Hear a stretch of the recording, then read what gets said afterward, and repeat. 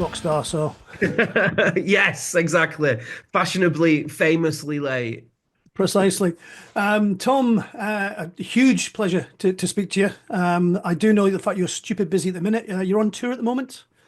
That's right. I've just done an 11-hour journey in a van and literally just got to my hotel and then straight to interviews because apparently I'm interesting enough for people to want to talk to me, which I don't know when that happened. You just throw the short straw amongst the rest of the band. Is that what happened, really? Yeah, I think they always just make me do the dirty work. No, I'm just the most charismatic by far. I'm going to ask you one quick. This is going to be a really odd question. Is it lottery winners or the lottery winners? God, I don't know. I get asked that a lot. And I suppose it's me who decides, and I probably should. But on some things with the lottery winners, on some things with lottery winners, I just want both. I don't want to make the Brackets for decision. me. Yeah. Just one of those things I picked up, and I'm really anal about stuff like this when I'm posting on the website, and it's like, does it have a the or no the? And I'm getting emails through from the PR, and some have got and some not. And I thought the best person to ask would be you, and you're useless. So anyway, um, right, Tom, I'm going to be again honest as I am with everybody we interview. I know very little about the band beyond the fact that you opened for Nickelback a few months ago. I literally not heard of you before that. I'm not a chartsy person. I just follow what gets sent through our email. We get so much stuff that actually expanding my boundaries is tricky. I know. You weren't on my radar, and for that, I offer you the most humble apologies because that set supporting Nickelback blew me the hell away. You were fantastic. Oh, thank you. It's lovely, and this is a reason why I always tell people go and see the support band. When get there early, when the doors open, see who's opening, because you guys went from you're about 10 years of not doing an awful lot, then you kind of clicked, exploded, and then bam, a number one album. I mean, and it happens, and then everybody wants to come and see you. Yeah. People want to be seeing bands like you in the small venues before they have to pay 90 quid to go and see at the big ones. Absolutely. So a little bit of a snapshot. Tell us a little bit of the history band. When did you guys actually start? Because like I say, you exploded about 3, 4 years ago. Where did you come from? Yeah, well, we got together in 2008, but I wouldn't say we were like I don't know when it started to become the most serious thing in our lives. I think it always was for me in my head, but we were just doing pubs, man, and having a laugh and like, we'd always written songs, Yep. but and I always wanted to do this as a job and for my life, but there was a lot of training. I see it as it was like learning the ropes. It was learning to play in front of all these different audiences. I wouldn't have been ready to go and play to 25,000 people with Nickelback if I hadn't played to 5 people in a pub in Wigan. Yeah. And I tell you, the 5 people, that's scarier. Like that's way scarier to me. So it's like, yeah, it was a lot of development, and they say that to be good at anything, you've got to put your 10,000 hours in, Yeah. and we were just doing that for a Mhm. long time. And like people have said, like I saw us described in an interview, in an article the other day as an overnight success, which I thought was funny. Yeah.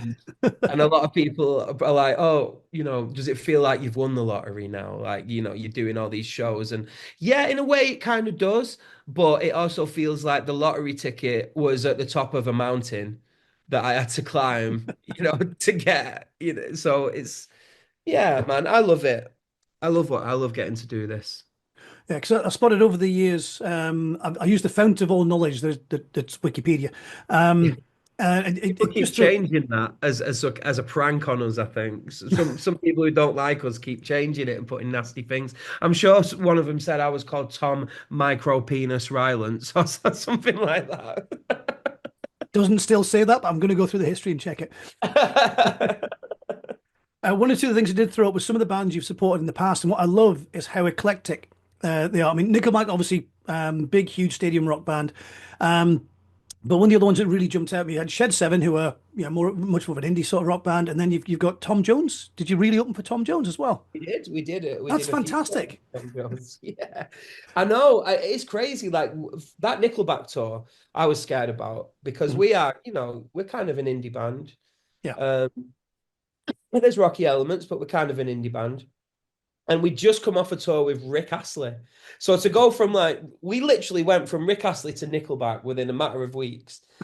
And that I just like, So in somewhere there is this Venn diagram with Nickelback on one side and Lottery Winners on the other, and there's this bit in the middle, and like that, and thankfully there are quite a few people in that bit in the middle, and Mhm. also in that bit in the middle, I've managed to write this song that Chad sings on for the record, and yeah, somehow it worked, Yeah, and you know why I think it worked? Because a lot of our music is about feeling like a bit of an outsider yeah, and not really fitting in and being a bit of an alien. And I think that maybe some Nickelback fans might feel like that, and also some Boy George fans might feel like that, yeah. and that's how it works. Like I don't think I don't think it's down to like the genre so Mhm. much as like what's actually the emotions that it's making you feel.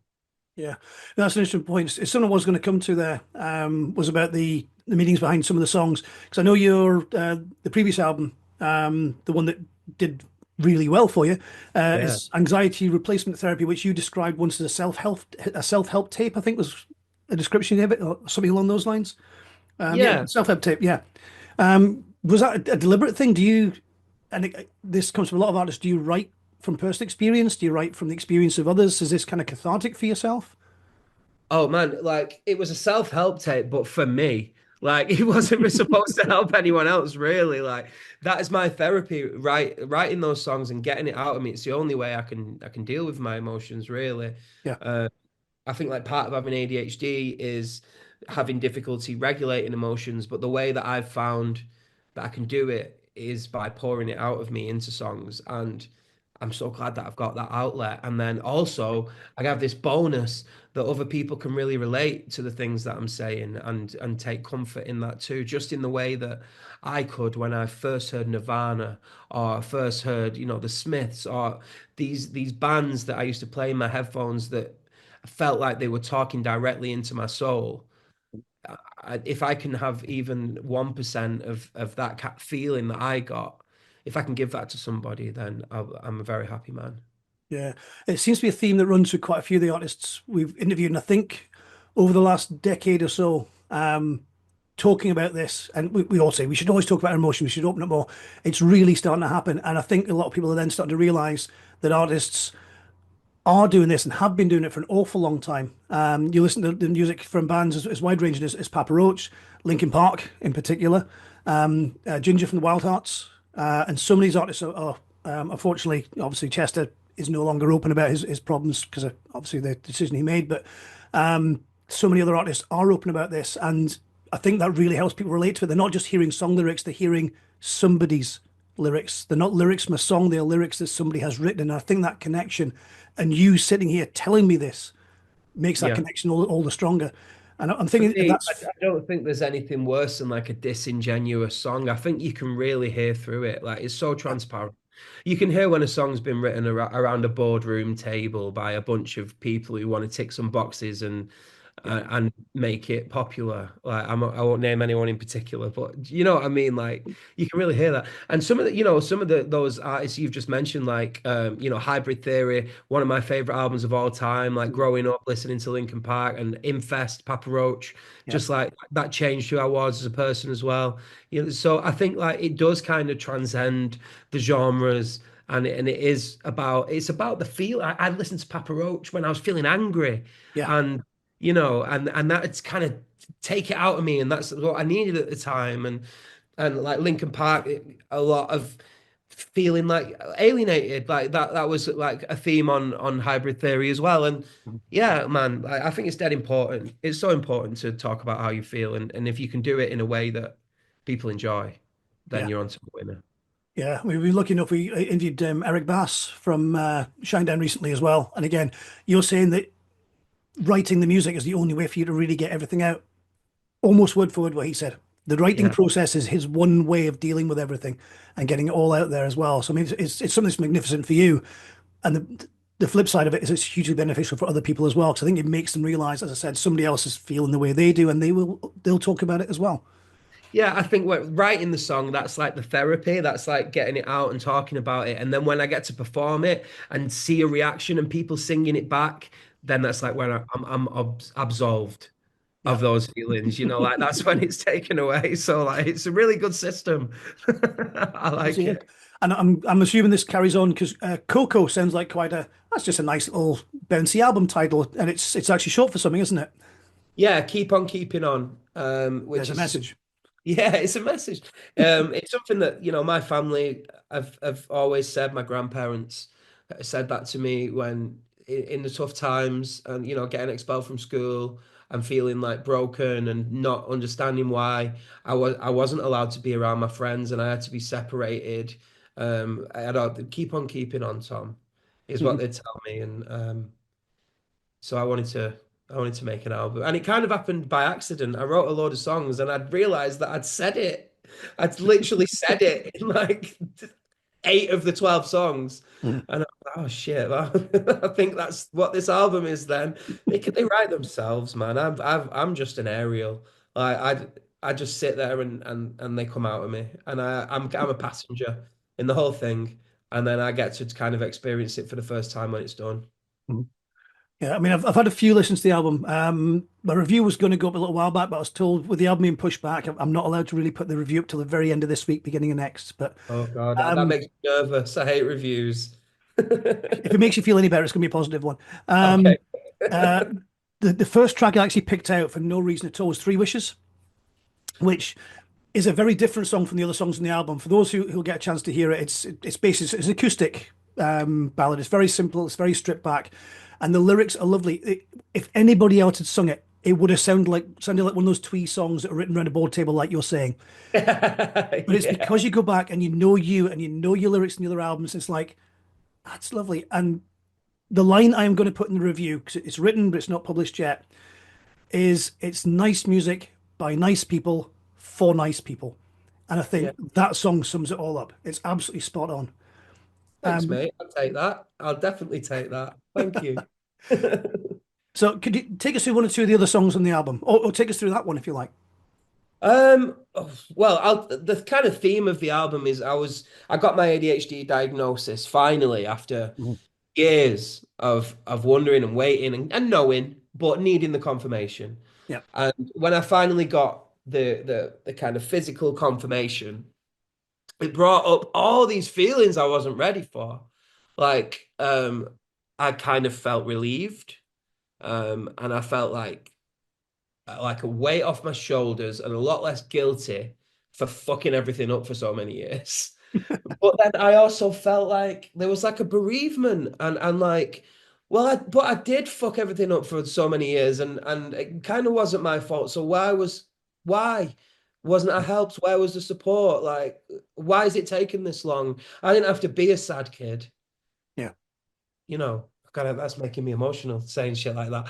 But so it was kind of like that's the themes on the record and looking back and it's like I'm forgiving myself a little bit and I'm exploring some of the moments, the kind of key moments. Like there's a song called Panic Attack, Mhm. which is about like my first panic attack, which I unfortunately I've had a lot since then.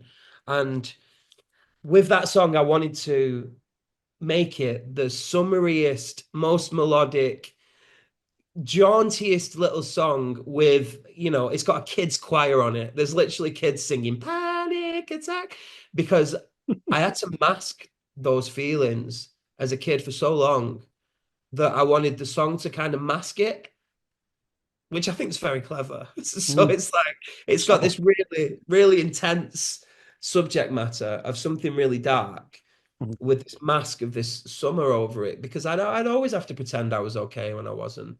Mhm. And and that's what that song's doing. So if I could win some kind of award for that, I think it would be very justified. Yeah. I mean, just circling back, you mentioned about being expelled from school. Do you mind telling us why?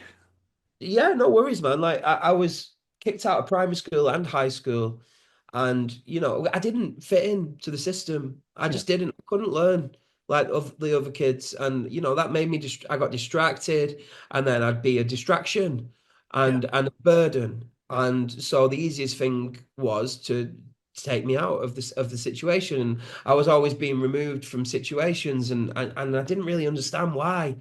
Yeah. And all I knew is that I was broken. Like it wasn't like I was making the decision to be bad or naughty or not be able to learn. Yeah. That was a decision that I was consciously making. It just kept happening.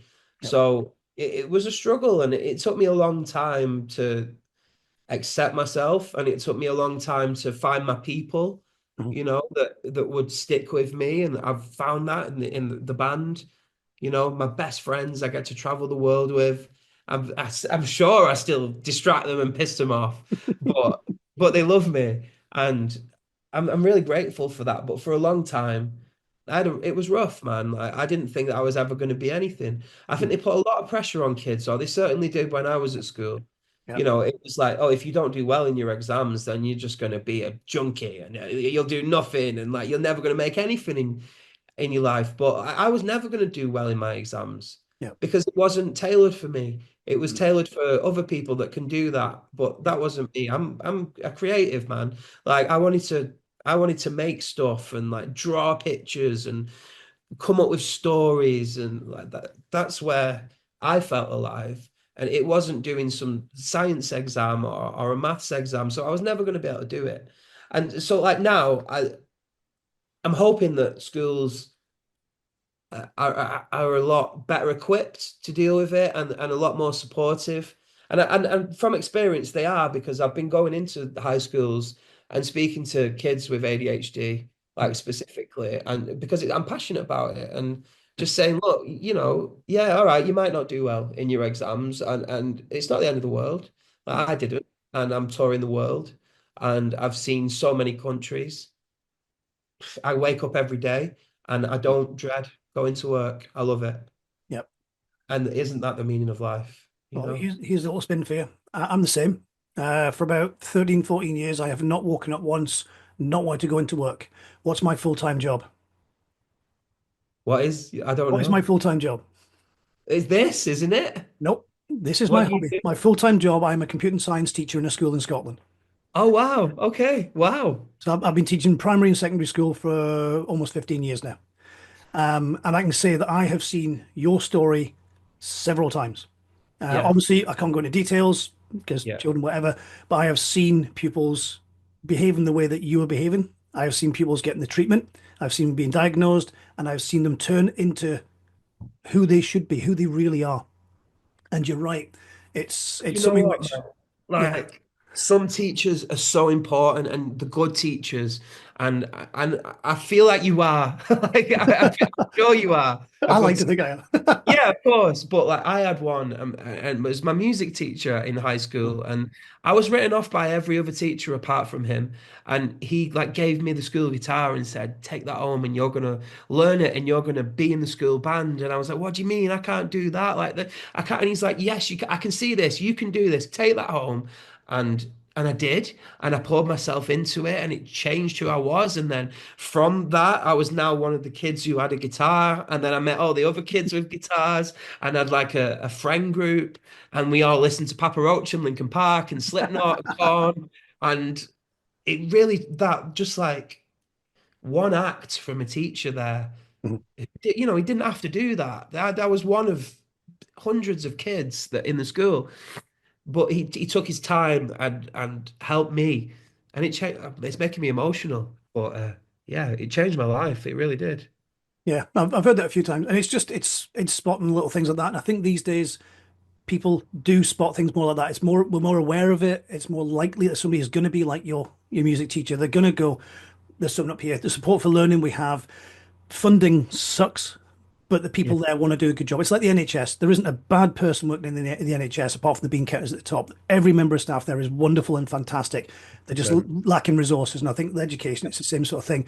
But for every one kid like you who gets spotted and gets the assistance and gets the help, whether they end up doing a plumbing job or whether they end up overcoming whatever problem they've got and going to university, whether they end up playing on stage in front of 20,000 people supporting Nickelback, every one of those is a success story. yes, And that's just absolutely. where we need to be. You said it perfectly. Helping people become who they're supposed to be, Mhm. like that. That's what it is. Yeah. I mean, you're now doing the job that you love. I'm doing a job that I love. And the advice I give to all the kids, and this is going out to everybody out there, I don't care whether you're 14 or 40, this advice is find what you like and do that Yeah, because just do that. It's simple, do isn't that. it? Do the thing you love. Like, There is a way to make a living out of it. Do what you love. There is a way of doing it. yeah, Don't for force yourself down a sure. miserable path, hating what you do just so you can make a living. If there is a way of making money from what you love, do that. Be happy. Don't be rich, or do both. Oh, I'm certainly not rich. There's no money in music, I'll tell you that. Yeah, And unless and you're that, Nickelback. and that is different, difficult as well. Like this is a whole separate issue. Yeah. But to be like a working class kid Mm. trying to make any kind of career in the arts, you are stacked up against it. So you got yeah, be happy or be rich. I Yeah. think it's one or the other. Pick one. And honestly, being happy is better. It's I totally agree. I I've done totally both. I've been in jobs that I hated, but paying the bills, and then you find one that just clicks, and you're like, yeah, yeah, this is me. This is me. for sure. Um, Okay, I'm going to move on a little bit because I am conscious. I know you last if you ran on. I don't want to be one of those guys again. So, Totally. I've got a couple of little things just to ask you, just to make the interviews a bit different.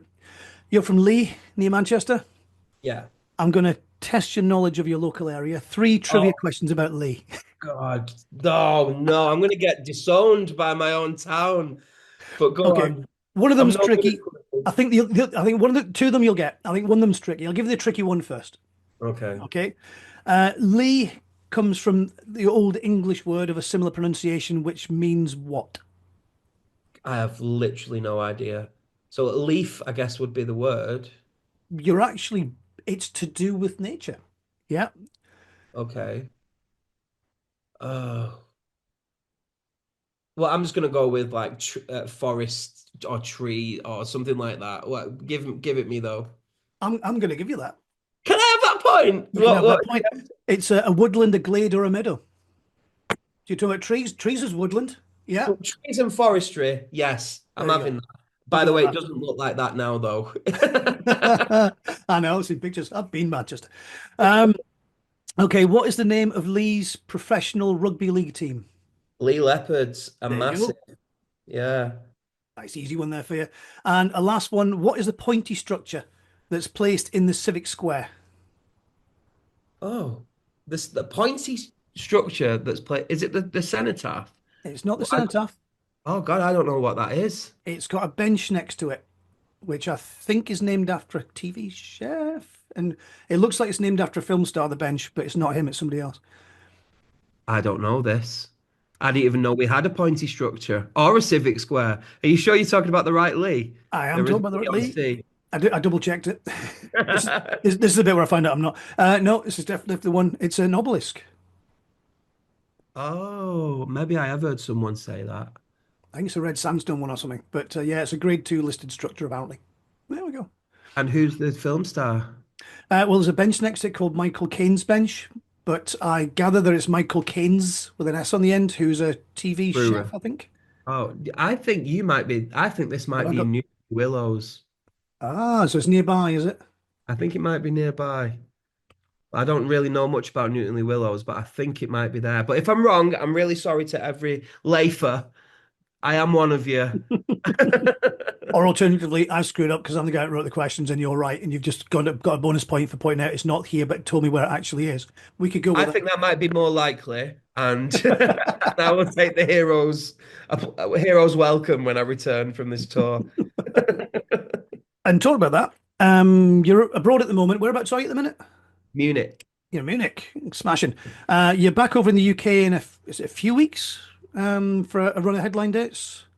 Yeah, God, it never stops, man. We fly on from Paris on the 21st, which is the day the album comes out, Yep. and then we will be kind of working that all week, and then we're out on a bunch of outdoor tours Hmm. um, until May, and then in May till October, we're out with Robbie Williams, Hmm. playing in stadiums, which is insane, and also doing loads of festivals everywhere, and then. I believe we might have a minute to breathe for the beginning of October, and then we go back out on tour in the UK and Europe. So yeah, it's pretty much non-stop. It's busy. So I think all the run of dates has come. The run of UK dates has come. It was all sold out, and I believe there were still a few tickets left for the ones at the tail end of the year. So Yeah, I don't even know if they're announced yet, so there'll be all the tickets left, the yeah, ones at the end of the year. But I think everything's pretty much selling out these days, which is bananas. Like that makes me feel very cool. it's good. But so the album was actually put back by a month as well, was it? It was meant to come out in February. It's put back to Yes. March. Yeah, we blame that on manufacturing issues, but I won't lie to you.